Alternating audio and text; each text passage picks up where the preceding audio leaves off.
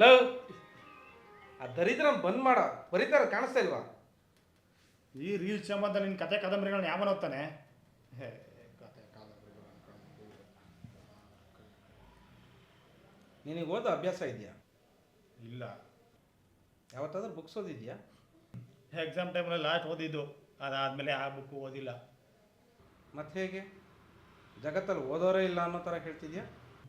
ನೋಡು, ನಿನ್ನ ಬರೆಯೋ ಕತೆ ಕಾದಂಬರಿಗಳನ್ನ ಜನ ಓದಿದ್ರೆ ಇಷ್ಟೊತ್ತಿಗೆ 3 ತಿಂಗಳು ರೆಂಟ್ ಪೆಂಡಿಂಗ್ ಉಳಿತಿದ್ದಿಲ್ಲ. ಅದನ್ನ ಅರ್ಥ ಮಾಡ್ಕೊ ಫಸ್ಟು. ಬಿತ್ತಿದ ತಕ್ಷಣ ಬೀಜ ಫಲ ಕೊಡಲ್ಲ, ಟೈಮ್ ಬೇಕಾಗತ್ತೆ.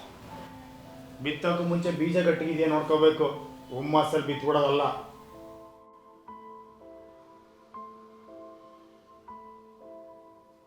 ಅಣ್ಣ, ಈ ಕಾದಂಬರಿ ತುಂಬ ಚೆನ್ನಾಗಿತ್ತು. ಬೇರೆ ಏನಾದರೂ ಇದೆಯಾ?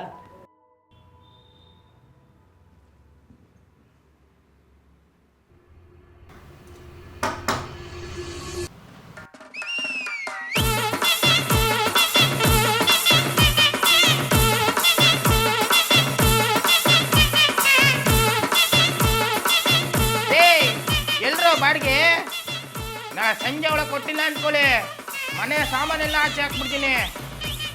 ಏಯ್, ನೀನೇನು ಅವ್ರ ಜೊತೆ ಮಾತಾಡ್ತಿದ್ಯಾ? ತಿರ್ಗಾ ಮುಚ್ಕೊಂಬರ.